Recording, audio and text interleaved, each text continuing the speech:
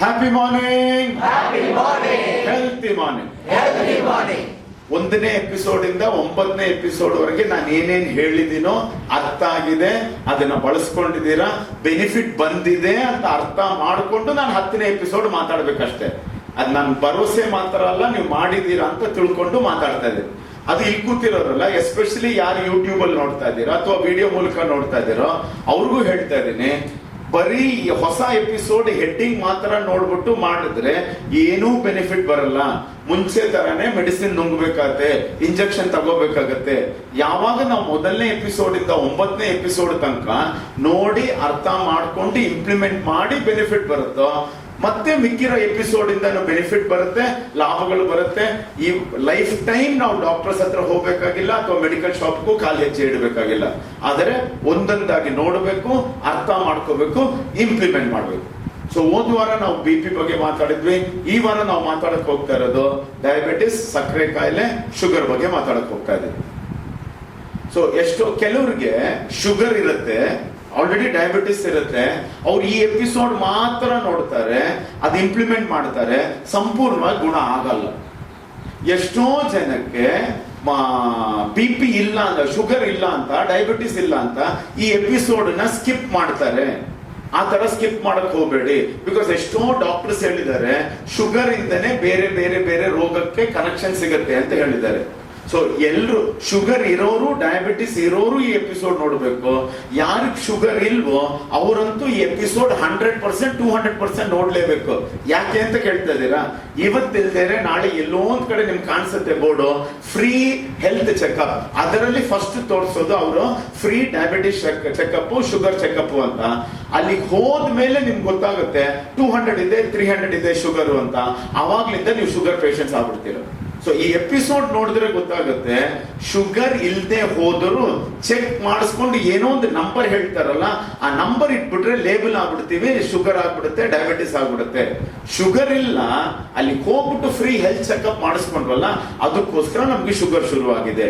Okay, roots ಇಂದ ಬರೋಣ, basics ಇಂದ ಬರೋಣ. ಎಲ್ಲಿಂದ ಬಂತು ಈ ಡಯಾಬಿಟಿಸ್? ಶುಗರ್ ಅಂದ್ರೆ ಏನು? ಸಕ್ಕರೆ ಕಾಯಿಲೆ ಅಂದ್ರೆ ಏನು? ಯಾರ್ಯಾರಿಗಿದೆ? ಇದರಿಂದ ಏನೇನ್ ಸೈಡ್ ಎಫೆಕ್ಟ್ಸ್ ಆಗ್ತಾ ಇದೆ? ಇದಕ್ಕೆ ಏನ್ ಮೆಡಿಸಿನ್ ಇದೆ? ಮೆಡಿಸಿನ್ ಇಂದ ಏನೇನ್ ಆಗ್ತಾ ಇದೆ, ಏನೇನ್ ಆಗ್ತಾ ಇಲ್ಲ? ಎಷ್ಟು ಜನ ಗುಣ ಆಗಿದ್ದಾರೆ ಮೆಡಿಸಿನ್ ತಗೊಂಡ್ಮೇಲೆ? ಎಷ್ಟು ಜನ ಗುಣ ಆಗಿಲ್ಲ?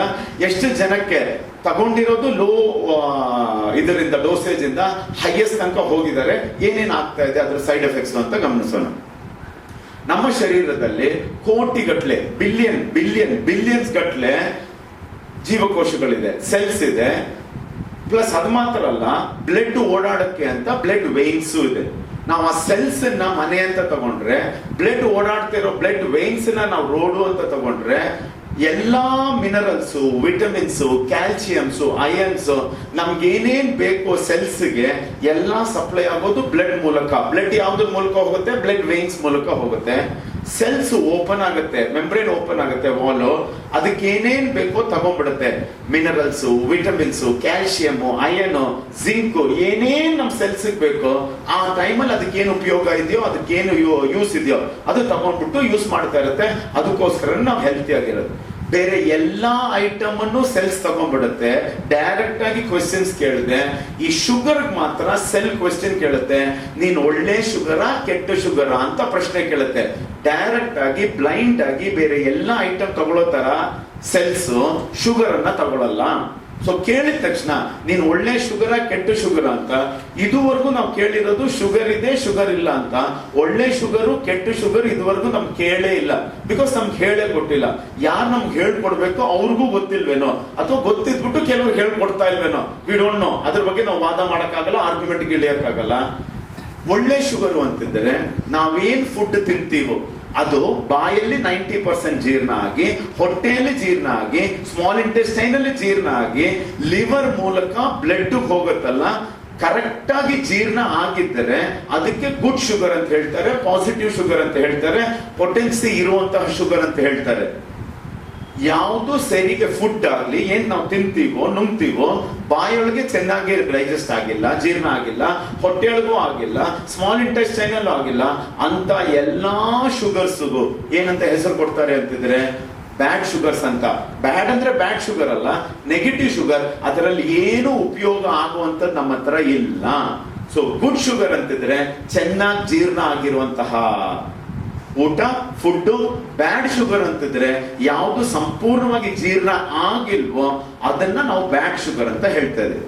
ಫಾರ್ ಎಕ್ಸಾಂಪಲ್, ಈಗ ನಮ್ಮ ಸೆಲ್ಸ್ ಶುಗರ್ ಹೋಗಿದ ತಕ್ಷಣ ಬ್ಯಾಡ್ ಶುಗರ್ ನೀನು ಗುಡ್ ಶುಗರ್ ಅಂತ ಸೆಲ್ ಕೇಳುತ್ತೆ ಅಂತ ಅನ್ಕೊಳ್ಳೋಣ. ಈ ಶುಗರ್ ಹೇಳ್ತಾ ಇದೆ ನನ್ಗೆ ಗೊತ್ತಿಲ್ಲ ನನ್ ಬ್ಯಾಡ್ ಶುಗರೋ ಗುಡ್ ಶುಗರೋ. ಸೊ ಅಂದರೆ ಸೆಲ್ ಹೇಳುತ್ತೆ ಶುಗರ್ ಹತ್ರ, ನೀನು ನನಗೂ ಕಂಡುಹಿಡಿಯಕ್ಕಾಗಲ್ಲ ನೀನು ಒಳ್ಳೆ ಶುಗರೋ ಕೆಟ್ಟ ಶುಗರೋ ಅಂತ. ಒಳ್ಳೆ ಶುಗರ್ ಇದ್ರೆ ಮಾತ್ರ ನನ್ಗೆ ಯೂಸ್ ಆಗತ್ತೆ, ತಗೊಳಕ್ಕಾಗತ್ತೆ. ಬೇಡದೇ ಇರೋ ಶುಗರ್ ನಾನು ತಗೊಳಕ್ಕೂ ಹೋಗಲ್ಲ. ಸೊ ಸೆಲ್ ಕೇಳುತ್ತೆ, ಶುಗರ್ ಕೇಳುತ್ತೆ ಸೆಲ್ ಹತ್ರ, ನಾನೇನ್ ಮಾಡ್ಬೇಕು? ಪ್ಯಾನ್ಕ್ರಿಯಾಸ್ ಅಂತ ಇನ್ನೊಂದು ಅಂಗ ಇದೆ, ಪ್ಯಾನ್ಕ್ರಿಯಾಸ್ ಅಂತ ಇನ್ನೊಂದು ಆರ್ಗನ್ ಇದೆ, ಅಲ್ಲಿಗೆ ಹೋಗು, ಅದು ಸರ್ಟಿಫೈ ಮಾಡುತ್ತೆ ಅಂತ. ಪ್ಯಾನ್ಕ್ರಿಯಾಸ್ ನಮ್ಮ ಲಿವರ್ ಕೆಳಗಡೆ ಇರೋದ್ರಿಂದ, ಲಿವರ್ ಕೆಳಗಡೆ ಇರೋದು ಚಿಕ್ಕ ಅಂಗ ಅಷ್ಟೇನೆ, ಅದು ನಮ್ಮ ಕಂಟ್ರೋಲ್ ಕೆಲಸ ಮಾಡುತ್ತೆ, ಕ್ವಾಲಿಟಿ ಕಂಟ್ರೋಲ್ ಕೆಲಸ ಮಾಡುತ್ತೆ. ಫಾರ್ ಎಕ್ಸಾಂಪಲ್, ಗಾರ್ಮೆಂಟ್ ಫ್ಯಾಕ್ಟರಿಯಲ್ಲಿ ಸಿಕ್ಕಾಪಟ್ಟೆ ಗಾರ್ಮೆಂಟ್ಸ್ ಎಲ್ಲ ತಯಾರು ಮಾಡ್ತಿದ್ದಾರೆ. ಯಾವ್ಯಾವ ಗಾರ್ಮೆಂಟ್ಸ್ ಸೇಲ್ ಮಾಡಬಹುದು, ಫ್ಯಾಕ್ಟರಿಯಿಂದ ಆಚೆ ಕಳಿಸಬಹುದು ಅಂತ ಈ ಕ್ವಾಲಿಟಿ ಕಂಟ್ರೋಲ್ ಮಾಡಬೇಕು. ಅದೇ ಕೆಲಸನೇ ನಮ್ಮ ಪ್ಯಾನ್ಕ್ರಿಯಾಸ್ ಮಾಡುವಂಥದ್ದು. ಎಲ್ಲಾ ಶುಗರ್ ಪ್ಯಾನ್ಕ್ರಿಯಾಸ್ ಬರುತ್ತೆ. ಆ ಪ್ಯಾನ್ಕ್ರಿಯಾಸ್ ಚೆನ್ನಾಗಿ ಜೀರ್ಣ ಆಗಿರೋ ಶುಗರ್ಗೆ ಇನ್ಸುಲಿನ್ ಅಂತ ಮುದ್ರೆ ಕೊಟ್ಬಿಟ್ಟು ಮತ್ತೆ ಸೆಲ್ಸ್ ಕಳಿಸುತ್ತೆ. ಯಾವುದು ಚೆನ್ನಾಗಿ ಜೀರ್ಣ ಆಗಿರಲ್ಲ ಫುಡ್, ಆಗಿರಲ್ಲ ಶುಗರ್, ಅದಕ್ಕೆ ಇನ್ಸುಲಿನ್ ಕೊಡಲ್ಲ. ಅದು ಇನ್ಸುಲಿನ್ ಸಿಕ್ಕಿರುವಂತಹ ಶುಗರ್ ಐಟಮ್ಸ್ ಮತ್ತೆ ಸೆಲ್ಸ್ ಹೋಗಿ ನಮ್ಗೆ ಉಪಯೋಗ ಆಗುತ್ತೆ. ಯಾವುದಕ್ಕೆ ಇನ್ಸುಲಿನ್ ಮುದ್ರೆ ಸಿಕ್ಕಿಲ್ವೋ, ಸರ್ಟಿಫಿಕೇಶನ್ ಸಿಕ್ಕಿಲ್ವೋ, ಅದು ನಮ್ಮ ಲಿವರ್ ಮೂಲಕ ಮತ್ತೆ ಕಿಡ್ನಿ ಮೂಲಕ ಮತ್ತೆ ಯೂರಿನರಿ ಬ್ಲಾಡರ್ ಮೂಲಕ ಅದನ್ನ ಆಚೆ ಕಳಿಸ್ಬಿಡ್ತೀವಿ. ಸೊ ಯಾರು ಇದುವರೆಗೂ ನಮ್ಗೆ ಹೇಳ್ಕೊಟ್ಟಿಲ್ಲ. ನಮ್ ಕನ್ಫ್ಯೂಷನ್ ಏನಾಗುತ್ತೆ ಅಂತಿದ್ರೆ, ಶುಗರ್ ಇದೆ ಶುಗರ್ ಇಲ್ಲ ಅಂತ ಹೇಳ್ಕೊಟ್ಟಿದ್ದಾರೆ, ಯಾರು ಒಳ್ಳೆ ಶುಗರು ಕೆಟ್ಟ ಶುಗರ್ ಅಂತಾನೆ ಹೇಳ್ಕೊಟ್ಟಿಲ್ಲ. ಈಗ ಯಾರಾದ್ರೂ ಹಾಸ್ಪಿಟಲ್ಗೆ ಹೋಗ್ಲಿ ಅಥವಾ ಲ್ಯಾಬ್ರೇಟರಿಗೆ ಹೋಗ್ಬಿಟ್ಟು ಶುಗರ್ ಚೆಕ್ಅಪ್ ಮಾಡಿಸ್ತೀವಿ ಅಂತ ಹೋದಾಗ ಶುಗರ್ ಇದೆ ಶುಗರ್ ಇಲ್ಲ ಅಂತ ಹೇಳ್ತಾರೆ ವಿನಃ ಒಳ್ಳೆ ಶುಗರ್ ಇದೆ ಕೆಟ್ಟ ಶುಗರ್ ಇಲ್ಲ ಅಂತ ಯಾರು ಹೇಳಲ್ಲ. ಜೀರ್ಣ ಆಗಿರೋ ಫುಡ್ ಒಳ್ಳೆ ಶುಗರ್ ಆಗುತ್ತೆ, ಜೀರ್ಣ ಆಗದೇ ಇರುವಂತ ಶುಗರ್ ಫುಡ್ ಅದು ಕೆಟ್ಟ ಶುಗರ್ ಆಗುತ್ತೆ, ಇನ್ಸುಲಿನ್ ಇಲ್ದೇ ಇರೋ ಶುಗರ್ ಆಗುತ್ತೆ. ಅದನ್ನ ಕಿಡ್ನಿ ಮೂಲಕ ಯೂರಿನರಿ ಬ್ಲಾಡರ್ ಮೂಲಕ ಶರೀರನೇ ಯೂಸ್ ಇಲ್ದೇ ಇರೋದು ಆಚೆ ಕಳಿಸ್ಬಿಡುತ್ತೆ. ಶುಗರ್ ಅನ್ನ ನಾವು ಐಸೋಮರ್ ಅಂತ ಕರಿತೀವಿ. ಅದರ ಕೆಮಿಕಲ್ ಫಾರ್ಮುಲಾ ಏನಿರುತ್ತೆ ಅಂತಿದ್ರೆ C6H12O6. ಇನ್ನೊಂದ್ಸತಿ ಹೇಳ್ತಾ ಇದ್ದೀನಿ, C6H12O6. ಐಸೋಮರ್ ಅಂದ್ರೆ ಏನು ಅಂತಿದ್ರೆ ಸೇಮ್ ನಂಬರ್ಸ್ ಇರುತ್ತೆ. Carbon 6, hydrogen 12, oxygen 6. ಅದರ ಸ್ಟ್ರಕ್ಚರ್ ಅನ್ನ ಚೇಂಜ್ ಮಾಡ್ಕೋಬಹುದು. ಸಿಂಪಲ್ ಆಗಿದ್ದಾಗ ಸಿಂಪಲ್ ಶುಗರ್ಸ್ ಅಂತ ಹೇಳ್ತೀವಿ. ಆ ಸ್ಟ್ರಕ್ಚರ್ ಚೇಂಜ್ ಆದ್ಮೇಲೆ ಕಾಂಪ್ಲೆಕ್ಸ್ ಶುಗರ್ ಅಂತ ಹೇಳ್ತೀವಿ. ನಮ್ಮ ಶರೀರಕ್ಕೆ ಬೇಕಾಗಿರೋದು ಸಿಂಪಲ್ ಶುಗರ್ಸ್. ಗ್ಲೂಕೋಸ್ ಇರ್ಬೋದು, ಫ್ರುಕ್ಟೋಸ್ ಇರ್ಬೋದು ಅಥವಾ ಗೆಲಕ್ಟೋಸ್ ಇರ್ಬೋದು. ನಮ್ಮ ಶರೀರಕ್ಕೆ ಹಾನಿ ಉಂಟು ಮಾಡ್ತಾ ಇರೋದು ಸುಕ್ರೋಸ್ ಇರ್ಬೋದು, that is called as complex sugars. Lactose ಇರ್ಬೋದು, ಮಾಲ್ಟೋಸ್ ಇರ್ಬೋದು. ಇದೆಲ್ಲ ನಮಗ್ ಗೊತ್ತಾಗಬೇಕಾಗಿಲ್ಲ, ನಮ್ಮ ಶರೀರಕ್ಕೆ ಗೊತ್ತು. ಯಾವ್ಯಾವ ಶುಗರ್ ನಮ್ಗೆ ಅವಶ್ಯಕತೆ ಇಲ್ವೋ, ಇನ್ಸುಲಿನ್ ಇಲ್ವೋ, ಅದನ್ನೆಲ್ಲ ಆಚೆ ಹಾಕ್ತಾ ಇರುತ್ತೆ. ಸೊ ನಮಗ್ ಗೊತ್ತಾಗಬೇಕು. ಈಗ ನಾವು ಲ್ಯಾಬ್ರೇಟರಿಗೆ ಹೋದಾಗ ಅಥವಾ ಹಾಸ್ಪಿಟಲ್ಗೆ ಹೋದಾಗ ಅಲ್ಲಿ ಟೆಸ್ಟ್ ಮಾಡಿಸ್ತಾರೆ, ಪ್ಲಾಸ್ಮಾ ಗ್ಲೂಕೋಸ್ ಲೆವೆಲ್ ಅಲ್ಲಿ ಟೆಸ್ಟ್ ಮಾಡಿಸ್ತಾರೆ. ಅದನ್ನ ಟೆಸ್ಟ್ ಮಾಡಿಸ್ಬಿಟ್ಟು ನಮ್ಗೆ ಯೂಸ್ ಇಲ್ಲ. ನಮಗ್ ಗೊತ್ತಾಗಬೇಕಾಗಿರೋದು ಕೆಟ್ಟ ಶುಗರ್ ಎಷ್ಟಿದೆ ಅಂತ. ಅದೂ ಗೊತ್ತಾಗೋ ಅವಶ್ಯಕತೆ ಇಲ್ಲ. ಕೆಟ್ಟ ಶುಗರ್ ಅಂದಿದ ತಕ್ಷಣ ಜೀರ್ಣ ಆಗಿದ್ದೇ ಇರೋ ಊಟ ಅದನ್ನೇನ್ ಮಾಡುತ್ತೆ, ಕಿಡ್ನಿ ತಗೊಂಡು ಯೂರಿನರಿ ಬ್ಲಾಡರ್ ಇಂದ ಆಚೆ ಕಳಿಸ್ಬಿಡುತ್ತೆ. ಶುಗರ್ ಚೆಕ್ಅಪ್ ಮಾಡಿಸ್ಕೊಳ್ಳೋ ಅವಶ್ಯಕತೆನೇ ಇಲ್ಲ. ಯಾರು ಶುಗರ್ ಚೆಕ್ಅಪ್ ಮಾಡಿಸ್ಕೊಳ್ತಾರೋ ಅವ್ರಿಗೆ ಡಯಾಬಿಟಿಸ್ ಇದೆ, ಯಾರು ಶುಗರ್ ಚೆಕ್ಅಪ್ ಮಾಡಿಸ್ಕೊಳ್ಳಲ್ವೋ ಅವ್ರಿಗೆ ಡಯಾಬಿಟಿಸ್ ಇಲ್ಲ. ಫಾರ್ ಎಕ್ಸಾಂಪಲ್, ಆಲ್ರೆಡಿ ಚೆಕ್ಅಪ್ ಹೋಗಿದ್ದಾರೆ, ಅವ್ರ ಶುಗರ್ ಲೆವೆಲ್ ಜಾಸ್ತಿ ಅಂತ ಗೊತ್ತಾಗಿದೆ. ಒಂದು ಅರ್ಥ ಮಾಡ್ಕೋಬೇಕಾಗಿರೋದು, ಅವ್ರು ಏನ್ ಮಾಡ್ಬೇಕು ಅಂತಿದ್ರೆ, ಫಾರ್ ಎಕ್ಸಾಂಪಲ್ ಎಷ್ಟೋ ಜನ ಹೈ ಶುಗರ್ ಇದ್ರು ತಲೆ ಸುತ್ತ ಬೀಳ್ತಾರೆ, ಲೋ ಶುಗರ್ ಇದ್ರು ತಲೆಗೂ ಸುತ್ತೋಗ್ಬಿಟ್ಟು ಬಿದ್ದೋಗ್ಬಿಡ್ತಾರೆ. ಏನಕ್ಕೆ ತಲೆ ಸುತ್ತೋಗ್ಬಿಟ್ಟು ಬಿದ್ದೋಗ್ತಿದ್ದಾರೆ? ಬ್ಲಡ್ ಅಲ್ಲಿ ಅಥವಾ ಯೂರಿನ್ ಅಲ್ಲಿ ಹೈ ಶುಗರ್ ಅಥವಾ ಲೋ ಶುಗರ್ ಇರೋದಕ್ಕಲ್ಲ. ಫಾರ್ ಎಕ್ಸಾಂಪಲ್, ಒಂದು ಮಗು, ನಾವೆಲ್ಲ ಮಕ್ಕಳಾಗಿದ್ದಾಗ ಚೆನ್ನಾಗಿ ತಿಂತಾ ಇದ್ವಿ, ಚೆನ್ನಾಗಿ ಆಟ ಆಡ್ತಾ ಇದ್ವಿ, ಟೆನ್ಷನ್ ಇರ್ಲಿಲ್ಲ, ಸ್ಟ್ರೆಸ್ ಇರ್ಲಿಲ್ಲ, ನೆಮ್ಮದಿಯಾಗಿದ್ವಿ.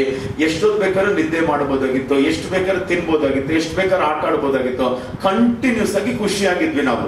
ಅವಾಗ ನಮ್ಗೆ ಏನು ಪ್ರಾಬ್ಲಮ್ ಇರ್ಲಿಲ್ಲ. ತಿನ್ನೋದೆಲ್ಲ ಶುಗರ್ಸ್. ಫಾರ್ ಎಕ್ಸಾಂಪಲ್, ಅವಾಗ ನಾವು ಊಟ ಮಾಡಿದ್ರೆ 500 ಶುಗರ್ಸ್ ಬರುತ್ತೆ ಅಂತ ಅನ್ಕೊಳ್ಳೋಣ. 500 ಶುಗರು ಹ್ಯಾಪಿಯಾಗಿ ಪೀಸ್ಫುಲ್ ಆಗಿ ಟೆನ್ಷನ್ ಇಲ್ಲದೆ ಸ್ಟ್ರೆಸ್ ಇಲ್ಲದೆ ಫಿಯರ್ ಇಲ್ಲದೆ ಇದ್ದಾಗ ಮಕ್ಕಳಾಗಿದ್ದಾಗ 500 ಶುಗರು ಪ್ಯಾಂಕ್ರಿಯಾಸ್ ಹೋಗುತ್ತೆ, 500 ಶುಗರ್ ಕೌಂಟ್ಗೂ ಸಹ ಇನ್ಸುಲಿನ್ ಸಿಗುತ್ತೆ. ಆದರೆ ನಾವು ಮಕ್ಕಳಾಗಿದ್ದಾಗ ಕೇವಲ 300 ಮಾತ್ರ ಯೂಸ್ ಆಗುತ್ತೆ ಅಂತ ಅನ್ಕೊಳ್ಳೋಣ. ನಮ್ಮ ಜೀವಕೋಶಗಳಿಗೆ ಬೇಕಾಗಿರೋದು ಆ ಹೊತ್ತಿಗೆ, ನೆಕ್ಸ್ಟ್ ಊಟ ಬರೋ ತನಕ ಆ ಹೊತ್ತಿಗೆ ಬೇಕಾಗಿರೋದು 300 ಕೌಂಟೇನೆ.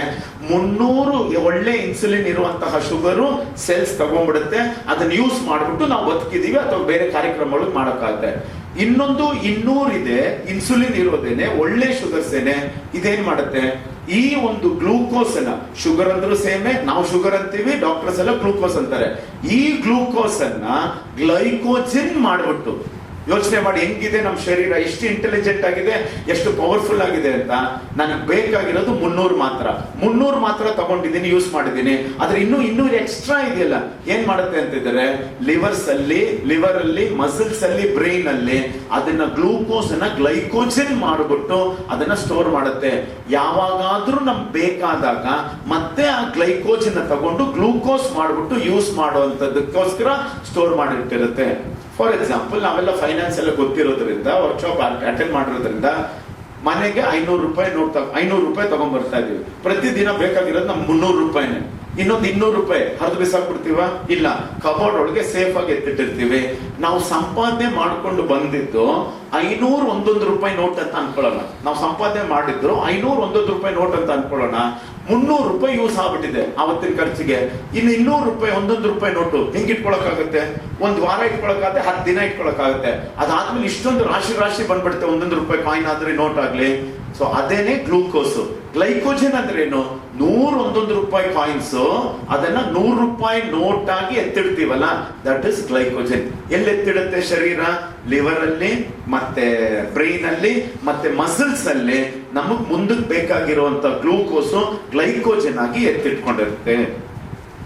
ಆ ಮಗು ಬೆಳೀತಾ ಇದೆ, ಓಕೆ, ಆ ಮಗು ಎಲ್ಲಿ ಸ್ಕೂಲ್ಗೆ ಹೋಗೋ ವಯಸ್ಸು ಬಂದ್ಬಿಟ್ಟಿದೆ. ಈಗ 4 years 5 years ಮಗುವಿಗೆ ಸ್ಕೂಲ್ಗೆ ಹೋಗ್ಬೇಕು. ನಿದ್ದೆ ಇನ್ನೂ ಪೂರ್ತಿ ಆಗಿರಲ್ಲ, ಎಬ್ಬಿಸ್ತೀವಿ, ಏನು ಮಾಡಕ್ಕಾಗಲ್ಲ, ಎಬ್ಬಿಸ್ಲೇಬೇಕು. ನಿದ್ದೆಯಲ್ಲೇ ಸ್ನಾನ ಮಾಡಿಸ್ತೀವಿ, ನಿದ್ದೆಯಲ್ಲೇ ತಿಂಡಿ ತಿನ್ನಿಸ್ತೀವಿ, ಬೇಡ ಅಂತಿದ್ರು ನುಗ್ಗಿಸ್ತೀವಿ, ಹೊಟ್ಟೆ ಹಶ್ವಾಗಿಲ್ಲ ನುಂಗಿಸ್ತೀವಿ, ಇನ್ನು ಬಾಯಿ ತಗಿ ಲಂಚ್ ಬ್ರೇಕ್ ಇರೋದು 2 ಗಂಟೆಗೆ 1 ಗಂಟೆ ಅಂದ್ಬಿಟ್ಟು ನುಂಗಿಸ್ತೀವಿ. ಏನಾಗುತ್ತೆ ಅಂತಿದ್ರೆ, ಆ ಸ್ಕೂಲ್ಗೆ ಹೋಗೋ ಟೈಮಲ್ಲಿ 500 ಶುಗರು ಒಳಕ್ ಹೋಗಿದೆ, 300 ಶುಗರ್ ಮಾತ್ರ ಕರೆಕ್ಟ್ ಆಗಿ ಜೀರ್ಣ ಆಗಿದೆ. ಆ 300 ಶುಗರ್ ಮಾತ್ರನೇ ಇನ್ಸುಲಿನ್ ಸಿಗುತ್ತೆ. ಇನ್ನೊಂದು 200 ಇನ್ಸುಲಿನ್ ಇದೆಯಲ್ಲ, ಅದಕ್ಕೆ ಇನ್ಸುಲಿನ್ ಸಿಗಲ್ಲ. ಪ್ಯಾಂಕ್ರಿಯಾಸ್ ಇಂದ ಕ್ವಾಲಿಟಿ ಕಂಟ್ರೋಲ್ ಮ್ಯಾನೇಜರ್ ಇಂದ ಇನ್ಸುಲಿನ್ ಸಿಗಲ್ಲ. ಆ 200 ಶುಗರ್ಸ್ ಸ್ವಲ್ಪ ಹೊತ್ತು ರಕ್ತದಲ್ಲೇ ಓಡಾಡ್ತಾ ಇರುತ್ತೆ, ಸ್ವಲ್ಪ ಹೊತ್ತು ಯೂರಿನರಿ ಬ್ಲಾಡರ್ ಬಂದ್ಬಿಡುತ್ತೆ. ಅದಾದ್ಮೇಲೆ 200 ಬೇಡದೇ ಇರುವಂತಹ ಶುಗರ್ಸ್, ಜೀರ್ಣ ಆಗದೆ ಇರುವಂತಹ ಫುಡ್ ಆಚೆ ಕಳಿಸ್ಬಿಡುತ್ತೆ. ಇನ್ನು ಮಗುಗೆ ಡಯಾಬಿಟಿಸ್ ಬಂದಿಲ್ಲ. ಆ ಮಗು ದೊಡ್ಡವರಾಗಾಯ್ತು, ಕೆಲ್ಸಕ್ಕೆ ಹೋಗಕ್ ಶುರು ಆಯ್ತು, ದೊಡ್ಡ ಆರ್ಗನೈಸೇಷನ್ ಹೋಗ್ತಿದ್ದಾರೆ, ಬಿಸ್ನೆಸ್ ಮ್ಯಾಗ್ನೆಟ್ಸ್ ಹಾಕ್ಬಿಟ್ಟಿದ್ದಾರೆ. ಬೆಳಗ್ಗೆ ಹೊತ್ತು ಸರಿ ಎದ್ದೊಳಲ್ಲ, ಸರಿ ಎಕ್ಸರ್ಸೈಸಸ್ ಮಾಡಲ್ಲ, ಸರಿ ಧ್ಯಾನ ಮಾಡಲ್ಲ, ಬ್ರೇಕ್ಫಾಸ್ಟ್ 11 ಗಂಟೆಗೆ ತಿಂತಾರೆ, ಆಮೇಲೆ 4 o'clock 5 o'clock ಹೊಟ್ಟೆ ಹಚ್ಕೊಂಡಿದ್ದು ಮೀಟಿಂಗ್ ಅಲ್ಲಿ ಇದ್ದೀನಿ ಅಂತ ಇದು ಫುಡ್ ತಿಂತಾರೆ, ಜೀರ್ಣ ಆಗಿರಲ್ಲ. ರಾತ್ರಿ 10 11 ಗಂಟೆಗೆ ಬಂದ್ಬಿಟ್ಟು ಊಟ ಮಾಡ್ತಾರೆ. ಏನಾಗುತ್ತೆ ಅಂತಿದ್ರೆ, ಈಗ ಊಟ ಮಾಡ್ತಾರೆ ರಾತ್ರಿ 500 ಕೌಂಟ್ ಒಳಗೆ ಹೋಗಿದೆ. ಕೌಂಟ್ ಸುಮ್ಮನೆ ಹೇಳ್ತಾ ಇದ್ದಾರೆ, 500 ಕೌಂಟ್ ಒಳಗೆ ಹೋಗಿದೆ. ಒಂದು ಎಕ್ಸಾಂಪಲ್ಗೆ, ಅದರಲ್ಲಿ 200 ಮಾತ್ರ ಇನ್ಸುಲಿನ್ ಸಿಕ್ಕಿದೆ, ಇನ್ನಿರೋ 300ಗೆ ಇನ್ಸುಲಿನೇ ಸಿಕ್ಕಿಲ್ಲ. ಆದರೆ ಅವ್ರಿಗೆ ಬೇಕಾಗಿರೋದು ಪ್ರತಿದಿನ ನೆಕ್ಸ್ಟ್ ಊಟ ಬರುವಷ್ಟರಲ್ಲಿ 300 ಬೇಕು, ಇರೋದು 200 ಈಗ ಇನ್ಸುಲಿನ್ ಇರೋದು. ಏನ್ ಮಾಡ್ತೀವಿ ಈಗ? ಅಲ್ಲಿ ಗ್ಲೈಕೋಜನ್ ಆಗಿದೆಯಲ್ಲ, ಪಿಟ್ಯೂಟರಿ ಗ್ಲ್ಯಾಂಡ್ ಕಿಡ್ನಿಯಲ್ಲಿರೋ ACH ಗೆ ಆಕ್ಟ್ ಹಾರ್ಮೋನ್ಗೆ ಆಕ್ಟಿವೇಟ್ ಮಾಡಿ ಗ್ಲೈಕೋಜನ್ ಅನ್ನು ಮತ್ತೆ ಗ್ಲೂಕೋಸ್ ಮಾಡ್ಬಿಟ್ಟು 100 ಪಾಯಿಂಟ್ ಸಪ್ಲೈ ಮಾಡುತ್ತೆ ನೆಕ್ಸ್ಟ್ ಹೊತ್ತಿಗೆ ತನಕ. ಈಗಲೂ ಓಕೆ, ಸ್ವಲ್ಪನಾರು ಓಕೆ. ಆದರೆ ಈಗ ಚೆಕ್ ಮಾಡಿದ್ರೆ ಅವ್ನಿಗೆ ಐದರ್ ಲೋ BP ಇರುತ್ತೆ ಅಥವಾ ಹೈ BP ಇರುತ್ತೆ. ಯಾವಾಗ ಲೋ BP ಅಂತ ಹೇಳ್ತೀವಿ? ಯಾರೋ ಒಬ್ರು ತಲೆ ಸುತ್ತೋಗ್ಬಿಟ್ಟು ಬಿದ್ದೋಗ್ಬಿಟ್ಟಿದ್ದಾರೆ, ಚೆಕ್ ಮಾಡಿಸಿದಾಗ ಅವ್ರ ಬ್ಲಡ್ ಅದರಲ್ಲಿ ಲೋ ಶುಗರ್ ಅಂತ ತೋರಿಸ್ತಾ ಇದೆ. ಏನು ಗೊತ್ತಾ ಲೋ ಶುಗರ್ ಆಯ್ತು? ಬೇಕಾಗಿರೋದು ಹೋಗಿದೆ ಸೆಲ್ಸ್ಗೆ, ಇನ್ನೊಂಚೂರು 100 ಬೇಕಾಗಿತ್ತು, ಅದಿಲ್ಲ. ನೋಡಿದ್ರೆ ಗ್ಲೈಕೋಜಿನ್ ಇಷ್ಟು ವರ್ಷಗಳಿಂದ ತಗೊಂಡು ಯೂಸ್ ಮಾಡಿ ಬ್ರೈನ್ ಅಲ್ಲೂ ಇಲ್ಲ ಎಕ್ಸ್ಟ್ರಾ ಗ್ಲೈಕೋಜಿನ್, ಲಿವರ್ ಅಲ್ಲೂ ಇಲ್ಲ, ಮಸಲ್ಸ್ ಅಲ್ಲೂ ಇಲ್ಲ. ಅದೆಲ್ಲ ಯೂಸ್ ಮಾಡಿದ್ಮೇಲೆ ನೋಡ್ತಾ ಇದೆ ಎಲ್ಲಿದೆ ಅಂತ ಸಿಗ್ಲಿಲ್ಲ. ಅದಕ್ಕೆ ಒಬ್ಬ ಮನುಷ್ಯ ಬೇಕಾಗಿರೋದು 300, ಸಿಗ್ತಾ ಇರೋದು 200, ಅದಕ್ಕೆ ತಲೆ ತಿರುಗು ಬಿದ್ದೋಗ್ತಾ ಇದೆ. ಲೋ ಶುಗರ್ ಅಂತಿದ್ರೆ ಅವನ ಶರೀರದಲ್ಲಿ ಸಕ್ಕರೆ ಕಮ್ಮಿ ಇದೆ ಅಂತಲ್ಲ, ಗ್ಲೈಕೋಜಿನ್ ಇಲ್ಲ, ಅದನ್ನ ಗ್ಲೂಕೋಸ್ ಮಾಡಕ್ ಆಗ್ತಾ ಇಲ್ಲ, ಅದಕ್ಕೋಸ್ಕರ ತಲೆ ತಿರುಗಿ ಬಿದ್ದೋಗ್ತಾನೆ. ಇನ್ನು ಕೆಲವರು ಜಾಸ್ತಿ ಶುಗರ್ ಆಗ್ಬಿಟ್ಟು ತಲೆ ತಿರುಗಿ ಬಿದ್ದೋಗ್ತಾರೆ. ಯಾವಾಗ ಅಂತ ಕೇಳ್ತೀರಾ? ಅವ್ರು ಊಟ ಮಾಡಿದ್ದಾರೆ, 200 ಐಟಮ್ ಹೋಗಿದೆ, ಇನ್ನೊಂದು 300 ಐಟಮ್ ರಕ್ತದಲ್ಲೇ ತಿರುಗ್ತಾ ಇದೆ, 200 ಯೂರಿನರಿ ಬ್ಲಾಡರ್ ಹೋಗಿಲ್ಲ. ಅವಾಗ ನೀವು ರಕ್ತ ರೆಡಿ ಮಾಡಿದ್ರೆ ತಲೆ ಯಾಕೆ ತಿರುಗಿದೆ ಅಂತ ಬ್ಲಡ್ ಕಲೆಕ್ಟ್ ಮಾಡ್ಬಿಟ್ಟು ಅವ್ರು ಶುಗರ್ ಟೆಸ್ಟ್ ಮಾಡಿದ್ರೆ ಖಂಡಿತ ಬ್ಲಡ್ ಅಲ್ಲಿ 300 ಕೌಂಟ್ ಬಂದೇ ಬರುತ್ತೆ. ಅವ್ರ ತಲೆ ತಿರುಗಿ ಬಿದ್ದಿರೋದು ಜಾಸ್ತಿ ಶುಗರ್ ಆಗಿರೋದಕ್ಕಲ್ಲ, ಗ್ಲೈಕೋಜಿನ್ ಗ್ಲೂಕೋಸ್ ಮಾಡಕ್ಕೆ ಗ್ಲೈಕೋಜಿನ್ ಇಲ್ಲದೆ ಇರೋದ್ರಿಂದ ಇಷ್ಟು ವರ್ಷಗಳಿಂದ ಸ್ಟೋರ್ ಮಾಡಿ ಇಟ್ಟಿರೋದೆಲ್ಲ ಚೈಲ್ಡ್ಹುಡ್ ಇಂದ ಮಕ್ಕಳಾಗಿರೋದ್ರಿಂದ ದೊಡ್ಡವ್ರ ತನಕ ಏನೇನ್ ಎಕ್ಸ್ಟ್ರಾ ತಗೊಂಡು ಸೇವೆ, 500 ರೂಪಾಯಿ ತಗೊಂಡ್ಬಂದಿದ್ದೀನಿ, 300 ರೂಪಾಯಿ ಖರ್ಚು ಮಾಡ್ತಾ ಇದ್ದೀನಿ, 200 ರೂಪಾಯಿ ಸೇವ್ ಮಾಡ್ತಾ ಇದ್ದೀನಿ. ಈಗ ನನ್ಗೆ ಬರ್ತಾ ಇರೋದೇನೆ 200 ರೂಪಾಯಿ ಕರೆಕ್ಟ್ ಆಗಿ, ಮಿಕ್ಕಿರೋ 300 ರೂಪಾಯಿ ನೋಟ್ ನನ್ಗೆ ಸಿಗ್ತಾ ಇರೋದು ಕೌಂಟರ್ ಫೈಲ್ ನೋಟು, ಬೇರೆ note, bogus note, fake note ಸಿಗ್ತಾ ಇದೆ. ಏನು ಮಾಡಕ್ಕಾಗಲ್ಲ, ಅದನ್ನ ಆಚೆ ಕಳಿಸ್ಲೇಬೇಕಾ, ಹರಿದು ಬಿಸಾಕ್ಲೇಬೇಕಾ? ಸೊ ಅದೇ ತರ ಯೂರಿನ್ ಚೆಕ್ ಮಾಡ್ತಾರೆ ಕೆಲವರು, ಅವಾಗ ಹೇಳ್ತಾರೆ ಯೂರಿನ್ ಅಲ್ಲಿ ಶುಗರ್ ಜಾಸ್ತಿ ಇದೆ. ಬ್ಲಡ್ ಅಲ್ಲಿ ತಿರುಗ್ತಾ ಇತ್ತು, ಕಿಡ್ನಿ ಮೂಲಕ ಯೂರಿನರಿ ಬ್ಲಾಡರ್ ಬಂದಿದೆ, ಇನ್ನೂ ಸುಸು ಮಾಡಿಲ್ಲ ಅವನು. ಅದು ಚೆಕ್ ಮಾಡಿದ್ರೆ ಡೆಫಿನೆಟ್ಲಿ ಯೂರಿನ್ ಅಲ್ಲಿ ಶುಗರ್ ಇದ್ದೇ ಇರುತ್ತೆ. So high sugar low sugar ಬೇರೇನು ಅಲ್ಲ, ಅಂದ್ರೆ ಜಾಸ್ತಿ ಇದೆ ಕಮ್ಮಿ ಇದೆ ಅಂತಲ್ಲ. ಸಕ್ಕರೆ ರಕ್ತದಲ್ಲಿ ಅಥವಾ ಯೂರಿನ್ ಅಲ್ಲಿ ಒಂದೇ ಆಗ್ತಾ ಇರೋದು, ಗ್ಲೈಕೋಜಿನ್ ಅನ್ನ ಗ್ಲೂಕೋಸ್ ಮಾಡಕ್ಕೆ ಗ್ಲೈಕೋಜಿನೇ ಇಲ್ಲ. ಇನ್ನೂ ಒಂದು ಸ್ಟೆಪ್ ಮುಂದಕ್ಕೆ ಹೋಗೋಣ. 500 ಒಳಗೆ ಹೋಗ್ತಾ ಇದೆ, ಅದಕ್ಕೆ ಜೀರ್ಣ ಆಗ್ತಾ ಇರೋದು 100 ಮಾತ್ರನೇ, ಇನ್ನೊಂದು 400 ಶಾರ್ಟೇಜ್ ಆಗ್ತಾ ಇದೆ. 400 ಶಾರ್ಟೇಜ್ ಆಗ್ತಾ ಇದೆ. ಎಲ್ಲಿಂದ ತಗೊಳಕಾಗತ್ತೆ? 200 ತಗೊಳಕಾಗಲ್ಲ. ಸೊ ಈ ಟೈಮಲ್ಲಿ ಹೋದಾಗ ಏನ್ ಹೇಳ್ತಾರೆ ಅಂತಂದ್ರೆ ಡಾಕ್ಟರ್ಸ್, ಶುಗರ್ ಟ್ಯಾಬ್ಲೆಟ್ಸ್ ನಿಧಾನಕ್ಕೆ ತಗೊಳಕ್ ಶುರು ಮಾಡಿ ಅಂತ ಹೇಳ್ತಾರೆ. ಹೌದು ಸರ್, ಶುಗರ್ ಟ್ಯಾಬ್ಲೆಟ್ಸ್ ತಗೊಂಡ್ಮೇಲೆ ಜನ ನಾರ್ಮಲ್ ಆಗ್ತಾರಲ್ಲ, ಕರೆಕ್ಟ್. ಹೆಂಗ್ ನಾರ್ಮಲ್ ಆಗ್ತಾರೆ ಅಂತ ಹೇಳಿದ್ರೆ ನಿಮ್ಗೂ ಅರ್ಥ ಆಗತ್ತೆ. ಶುಗರ್ ಟ್ಯಾಬ್ಲೆಟ್ ಏನ್ ಮಾಡುತ್ತೆ ಅಂತಿದ್ರೆ, ಒಳಗೆ ಹೋಗಿದ ತಕ್ಷಣ ಮೆಡಿಸಿನ್ ತಗೊಂಡಾಗ, ಡಯಾಬಿಟಿಸ್ಗೆ ಅಂತ ಮೆಡಿಸಿನ್ ತಗೊಂಡಾಗ ಟ್ಯಾಬ್ಲೆಟ್ ತಗೊಂಡಾಗ ಟ್ಯಾಬ್ಲೆಟ್ ಒಳಗೆ ಹೋಗುತ್ತೆ, ಪ್ಯಾನ್ಕ್ರಿಯಾಸ್ ಹತ್ರ ಹೋಗ್ಬಿಟ್ಟು ಹೇಳುತ್ತೆ ಎಕ್ಸ್ಟ್ರಾ ಇನ್ಸುಲಿನ್ ಕೊಡು ಇದಕ್ಕೆ ಅಂತ. ಪ್ಯಾನ್ಕ್ರಿಯಾಸ್ ಹೇಳುತ್ತೆ ನಾನು ಒಳ್ಳೆ ಶುಗರ್, ಜೀರ್ಣ ಆಗಿರೋ ಶುಗರ್ ಮಾತ್ರ ಇನ್ಸುಲಿನ್ ಕೊಡೋದು, ಇಂಥದಕ್ಕೆಲ್ಲ ಕೊಡಲ್ಲ, ನೀನ್ ಕೊಡದೆ ಹೋದ್ರೆ ನಿನ್ನ ಸಾಯಿಸ್ಬಿಡ್ತೀನಿ, ನಿನ್ನ ಹೊಡೆದು ಬಿಡ್ತೀನಿ ಅಂತ ಹೇಳುತ್ತೆ. ಅಂದ್ರೆ ಗುಂಡೈಸಮ್ ಮಾಡುತ್ತೆ ಆ ಮೆಡಿಸಿನ್ ಹೋಗ್ಬಿಟ್ಟು. ಸೊ ಟ್ಯಾಬ್ಲೆಟ್ ಪ್ಯಾನ್ಕ್ರಿಯಾಸ್ ಹತ್ರ ಜಬರ್ದಸ್ತಿ ಇಷ್ಟ ಇಲ್ಲದೆ ಹೋದ್ರು ಸಹ ಜೀರ್ಣ ಆಗದೆ ಇರೋ ಶುಗರ್ಗೂ ಇನ್ಸುಲಿನ್ ಮುದ್ರೆ ಕೊಡತ್ತೆ. ಸೊ ಸೆಲ್ಸ್ ಗೊತ್ತಿಲ್ಲ ಇದು ಬೋಗಸ್ ಇನ್ಸುಲಿನ್ ಅಥವಾ ಒರಿಜಿನಲ್ ಇನ್ಸುಲಿನ್ ಅಂತ. ಎಲ್ಲಾ ಶರೀರದಲ್ಲಿ ಎಲ್ಲಾ ಐಟಮ್ಗೂ ಇರೋದು ಸೆಲ್ಸ್ ತಾನೆ, ಎಲ್ಲಾ ಐಟಮ್ಗೂ ಹೋಗಕ್ ಶುರು ಆಗುತ್ತೆ, ಎಲ್ಲಾ ಆರ್ಗನ್ಸ್ಗೂ ಆರ್ಗನ್ ಸಿಸ್ಟಮ್ಸ್ಗೂ ಹೋಗಕ್ ಶುರು ಆಗುತ್ತೆ ಆ ಬೋಗಸ್ ಇನ್ಸುಲಿನ್ ಇರುವಂತಹ ಶುಗರ್. ಸೆಲ್ಸ್ ಇಂದಾನೆ ಟಿಶ್ಯೂಸ್ ಇಂದಾನೆ ಪ್ಯಾನ್ಕ್ರಿಯಾಸ್ ಮಾಡಿರೋದು, ಅದೇ ಹಾಳಾಗಿರೋ ಶುಗರ್ ಪ್ಯಾನ್ಕ್ರಿಯಾಸ್ಗೂ ಹೋಗ್ತಾ ಇರೋದು. ಡಯಾಬಿಟಿಸು ಶುಗರು ಅಂತಿದ್ರೆ, ಸಕ್ಕರೆ ಕಾಯಿಲೆ ಅಂತಿದ್ರೆ ಪ್ಯಾನ್ಕ್ರಿಯಾಸ್ ಇನ್ಸುಲಿನ್ ರೆಡಿ ಮಾಡ್ತಾ ಇಲ್ಲ ಅಂತಲ್ಲ, ಕರೆಕ್ಟ್ ಆಗಿ ಜೀರ್ಣ ಆಗಿಲ್ಲ, ಅದಕ್ಕೋಸ್ಕರ ಇನ್ಸುಲಿನ್ ರೆಡಿ ಮಾಡ್ತಾ ಇಲ್ಲ ಅಂತ. ಟ್ಯಾಬ್ಲೆಟ್ ಆದ್ರೂ ಓಕೆ, ಎಷ್ಟೋ ಜನ ಇನ್ಸುಲಿನ್ ಇಂಜೆಕ್ಷನ್ ತಗೊಳ್ತಾರೆ, ಟ್ಯಾಬ್ಲೆಟ್ ಗಿಂತ 10ರಷ್ಟು ಹಾನಿ ಅದು. ಏನ್ ಮಾಡುತ್ತದು? ನೀನೇನ್ ಕೊಡ್ಬೇಕಾಗಿಲ್ಲ ಇನ್ಸುಲಿನ್, ಮಗನೇ ನಾನೇ ಕೊಡ್ತೀನಿ ಅನ್ಬಿಟ್ಟು ಡೈರೆಕ್ಟ್ ಆಗಿ ಎಲ್ಲಾ ಫುಡ್ ಐಟಮ್ಸ್ಗೂ ಜೀರ್ಣ ಆಗಿರ್ಲಿ ಹೋಗ್ಲಿ, ಶುಗರ್ ಒಳ್ಳೇದಾಗಿರ್ಲಿ ಕೆಟ್ಟದಾಗಿರ್ಲಿ, ಎಲ್ಲದಕ್ಕೂ ಬೋಗಸ್ ಇನ್ಸುಲಿನ್ ಕೊಟ್ಬಿಟ್ಟು ತಗೊಂಡು ಕಳಿಸ್ಬಿಡುತ್ತೆ. ಈಗ ಎಷ್ಟೋ ಜನ ಡಾಕ್ಟರ್ಸ್ ಹೇಳ್ತಾರೆ ಫಸ್ಟ್ ಶುಗರ್ ಬರುತ್ತೆ, ಟ್ಯಾಬ್ಲೆಟ್ಸ್ ತಗೋಬೇಕು, ಆಮೇಲೆ ಚೂರು ಡೋಸೇಜ್ ಇನ್ಕ್ರೀಸ್ ಮಾಡಬೇಕು, ಆಮೇಲೆ ಇನ್ಸುಲಿನ್ ಹೋಗುತ್ತೆ, ಆಮೇಲೆ ಕೆಲವ್ರು ಕಣ್ ಕಾಣಿಸಲ್ಲ, ಕೆಲವ್ರು ಕಿಡ್ನಿ ಫೇಲ್ಯೂರ್ ಆಗುತ್ತೆ. ಒಂದ್ಸತಿ ಡಯಾಬಿಟಿಸ್ ಬಂದ್ಬಿಟ್ರೆ ಮಿಕ್ಕಿರೋದೆಲ್ಲ ಕಾಯಿಲೆ ಬೋನಸ್ ಆಗಿ ಬಂದಾ ಇರುತ್ತೆ, 1 ಟೇಕ್ 100 ಫ್ರೀ ತರ ಬರ್ತಾ ಇರುತ್ತೆ ಅಂತ ಹೇಳ್ತಾರೆ. ಸಕ್ಕರೆ ಕಾಯಿಲೆ ಬಂದಿರೋದಕ್ಕಲ್ಲ ಬೇರೆ ಎಲ್ಲ ರೋಗಗಳು ಬರೋದು. ಸಕ್ಕರೆ ಕಾಯಿಲೆ ಬಂದಾಗ ಶುಗರ್, ಸಕ್ಕರೆ ಜಾಸ್ತಿ ಆದಾಗ ಶುಗರ್ ಟ್ಯಾಬ್ಲೆಟ್ಸ್ ತಗೊಂಡ್ರಲ್ಲ, ಇನ್ಸುಲಿನ್ ತಗೊಂಡ್ರಲ್ಲ, ಆವಾಗ ಎಲ್ಲಾ ಸೆಲ್ಸ್ಗೂ ಬೇಡದೇ ಇರೋ ಶುಗರ್ ಹೋಗಿದೆಯಲ್ಲ, ಅದು ಕಾಯಿಲೆನ ಸೃಷ್ಟಿ ಮಾಡಿರೋದು. ಇಲ್ದೆ ಜಾಸ್ತಿ ಶುಗರು ಲೋ ಶುಗರು ಅಲ್ಲ. ಹೆಂಗೆ ನಾವು ಓದ್ ಎಪಿಸೋಡ್ ಅಲ್ಲಿ ಕಲ್ತ್ವೋ, high B P low B P ಆಗ್ತಾ ಇರುತ್ತೆ, ಕಮ್ಮಿ ಆಗ್ತಾ ಇರುತ್ತೆ ಅಂತ. ಬಿ ಪಿ ಜೊತೆನೆ ಶುಗರು ಅಷ್ಟೇನೆ ಶರೀರಕ್ಕೆ ಬೇಕಾಗಿರೋ ಟೈಮಲ್ಲಿ ಜಾಸ್ತಿ ಆಗ್ತಾ ಇರುತ್ತೆ, ಕಮ್ಮಿ ಆಗ್ತಾ ಇರುತ್ತೆ.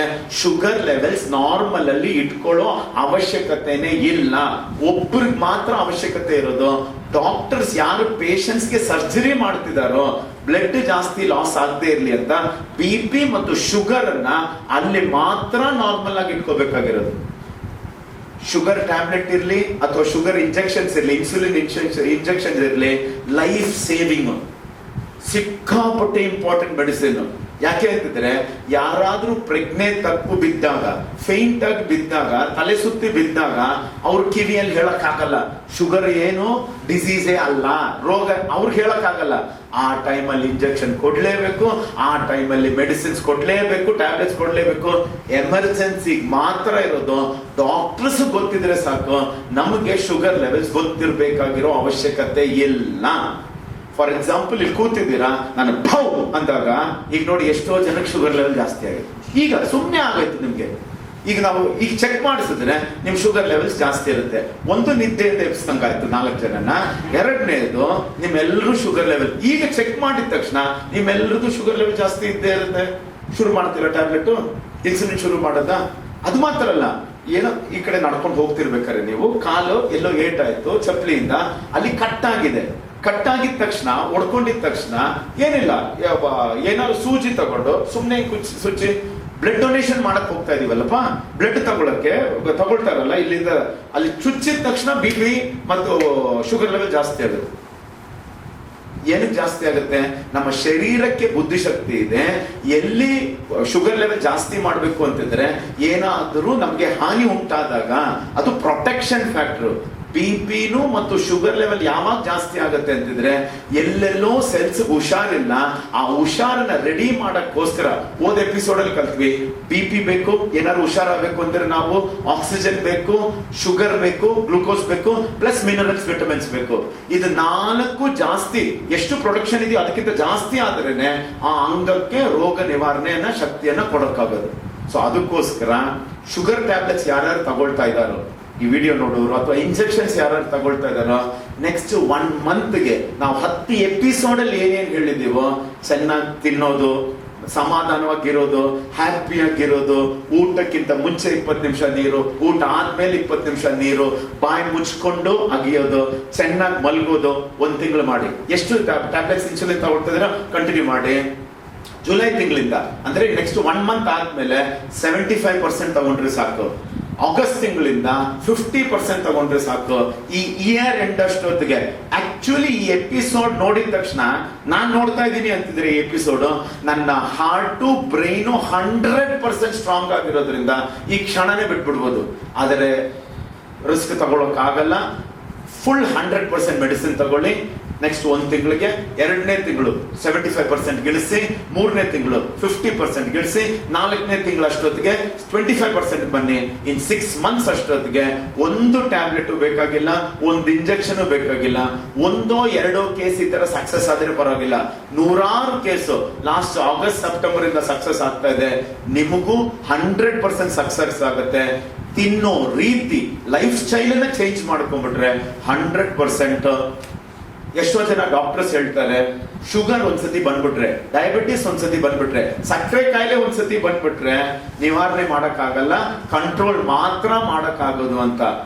ಯಾಕೆ ನಾವು ಅವ್ರ ಹತ್ರ ಹೋಗ್ಬೇಕು? ನಮಗ್ ವೈದ್ಯರು ಬೇಕಾಗಿರೋದು ಗುಣ ಮಾಡುವಂಥದ್ದು. ಇಲ್ಲ ಅಂತಿದ್ರೆ ನಮ್ಮ ವೈದ್ಯರೇ ಬೇಕಾಗಿಲ್ವಲ್ಲ. ಆದ್ರೆ ಅವ್ರು ಹೇಳ್ತಾ ಇರೋದ್ರಲ್ಲಿ ಒಂದ್ ಸತ್ಯ ಇದೆ. ಒಂದ್ಸತಿ ಡಯಾಬಿಟಿಸ್ ಬಂದ್ಬಿಟ್ರೆ, ಸಕ್ಕರೆ ಕಾಯಿಲೆ ಬಂದ್ಬಿಟ್ರೆ ಗುಣ ಮಾಡಕ್ ಆಗಲ್ಲ. ಯಾಕೆ ಹೇಳಿ? ಅದು ಕಾಯಿಲೆನೇ ಅಲ್ಲ. ಅವ್ರು ಹೇಳೋದು ಒಂದು ಸಖತ್ ಸತ್ಯ ಇದೆ. ಡಯಾಬಿಟಿಸ್ ಬಂದ್ಬಿಟ್ರೆ ಅಥವಾ ಶುಗರ್ ಬಂದ್ಬಿಟ್ರೆ, ಸಕ್ಕರೆ ಕಾಯಿಲೆ ಬಂದ್ಬಿಟ್ರೆ ಗುಣ ಮಾಡಕ್ ಆಗಲ್ಲ. ಯಾಕೆ? ಕಾಯಿಲೆ ಇದ್ರೆ ತಾನೇನೆ ಗುಣ ಮಾಡಕ್ಕಾಗೋದು, ಕಾಯಿಲೆನೇ ಅಲ್ಲ. ಇಟ್ ಇಸ್ ಓನ್ ಸಖತ್ತಾಗಿ ಸ್ಕೆಚ್ ಹಾಕವ್ರೆ, 5 ಸ್ಟಾರ್ ಹೋಟೆಲ್ ಅಲ್ಲಿ ಕೂತವ್ರೆ, ಫಾರ್ಮಾಸ್ಯೂಟಿಕಲ್ ಕಂಪನಿ ಹೆಡ್ ಎಲ್ಲ ಚೆನ್ನಾಗಿ ಡಿಸ್ಕಸ್ ಮಾಡವ್ರೆ. ಯಾಕೆ ಸರ್ಜರಿ ಟೈಮ್ ಅಲ್ಲಿ ಮಾತ್ರ ಶುಗರ್ ಕೊಡಬೇಕು? ಟ್ಯಾಬ್ಲೆಟ್ ಬಿಸ್ನೆಸ್ ಹಾಕೋದ್ ಕಮ್ಮಿ ಅಂತಲ್ವಾ? ಆ ತರ ಮಾಡಿ ಲಾಸ್ಟ್ ಈಗ ನೋಡಿ 100 ವರ್ಷದ ಹಿಂದೆ ಸಕ್ಕರೆ ಕಾಯಿಲೆ ಇತ್ತಾ? ಇಲ್ಲ. 50 ವರ್ಷದಿಂದ ಇದ್ದೆ, 40 ಇಯರ್ಸ್ ಇಂದ. ಪ್ರತಿ ವರ್ಷ ಸಕ್ಕರೆ ಪೇಷಂಟ್ಸ್ ಹೆಂಗ್ ಜಾಸ್ತಿ ಆಗ್ತಿದ್ದಾರೆ? ಕಮ್ಮಿ ಆಗ್ಬೇಕಲ್ಲ. ಟ್ಯಾಬ್ಲೆಟ್ಸ್ ತಗೊಂಡು, ಇಂಜೆಕ್ಷನ್ ತಗೊಂಡು, ಕಂಟಿನ್ಯೂಸ್ ಒಂದ್ಸತಿ ಲೈಫ್ ಟೈಮ್. ನೆಕ್ಸ್ಟ್ 6 months ಅಲ್ಲಿ ಪ್ಲಾನ್ ಮಾಡ್ಕೊಳ್ಳಿ. ಮೈಂಡು, ಇಂಟೆಲೆಕ್ಟ್ ಮತ್ತು ಮೈಂಡ್ ಸಖತ್ ಸ್ಟ್ರಾಂಗ್ ಮಾಡ್ಕೊಳ್ಳಿ. You can come out of it like this ಅಲ್ವಾ? ನನ್ನ ಆರೋಗ್ಯ ನನ್ನ ಜವಾಬ್ದಾರಿ, ನಿಮ್ ಸಕ್ಕರೆ ಕಾಯಿಲೆ ನಿಮ್ ಜವಾಬ್ದಾರಿ. ಅದರಿಂದ ಆಚೆ ಬರ್ಬೇಕು ಅಂತಿದ್ದಾರೆ. ಬಿಕಾಸ್ ನನ್ ಗೊತ್ತಿದೆ ನಾನೇನ್ ಮಾಡ್ತಾ ಇದ್ದೀನಿ ಅಂತ, ನಾನೇನ್ ಮಾತಾಡ್ತಾ ಇದ್ದೀನಿ ಅಂತ. ನೀವು ಹೋಗ್ಬಿಟ್ಟು ಸರ್ಚ್ ಮಾಡಿದ್ರೆ ತಲೆ ಕೆಟ್ಟೋಗುತ್ತೆ. ಸರ್ಚ್ ಮಾಡಿದ್ರು ಗೊತ್ತಾಗಬೇಕು. ಮೆಡಿಸಿನ್ ಇಲ್ಲದೆ ಎಲ್ರಿಗೂ ಶುಗರ್ ಇದೆ, ಎಲ್ರಿಗೂ BP ಇದೆ. ಎಲ್ಲ ಟೈಮಲ್ಲೂ ಫ್ಲಕ್ಚುಯೇಟ್ ಆಗ್ತಾ ಇರುತ್ತೆ. ಬೆಳಗ್ಗಿಂದ ಸಂಜೆ ತನಕ 10 ಬೇರೆ ಬೇರೆ ಲ್ಯಾಬ್ರೇಟರೀಸ್ ಹೋಗ್ಬಿಟ್ಟು ಶುಗರ್ ಚೆಕ್ ಮಾಡಿ. ಎಲ್ಲಾ ಲ್ಯಾಬ್ರೇಟರೀಸ್ ಅಲ್ಲೂ ಬೇರೆ ಇರುತ್ತೆ. ಪ್ಲಾಸ್ಮಾ, ಗ್ಲೂಕೋಸ್ ಲೆವೆಲ್ ಎಲ್ಲ ನಮಗ್ ಬೇಕಾಗಿರೋದು ಶುಗರ್ ಬ್ಲಡ್ ಲೆವೆಲ್ ಅಲ್ಲಿ ಎಷ್ಟಿದೆ ಅಂತ ನಮ್ಗೆ ಬೇಕಾಗಿರೋದು. ಪ್ಲಾಸ್ಮಾ ಗ್ಲೂಕೋಸ್ ಅಲ್ಲ. ಆದ್ರೆ ಹೇಳ್ತಾ ಇರೋದು ಅದೇನೇ ರಿಪೋರ್ಟ್ ಅಲ್ಲಿ ಕೊಡ್ತಾ ಇರೋದು. ಕೆಲವೊಂದು ಹಾಸ್ಪಿಟಲ್ಸ್ ಅಲ್ಲಿ ಇದೆಯಾ ಯಾವ್ದು ಶುಗರ್ ಬ್ಲಡ್ ಲೆವೆಲ್ಸ್ ಅಲ್ಲಿ ಎಷ್ಟಿದೆ ಅಂತ ಚೆಕ್ ಮಾಡಿ ಇದೆ. ಎಲ್ಲ ಹಾಸ್ಪಿಟಲ್ ಅಲ್ಲೂ ಇಲ್ಲ.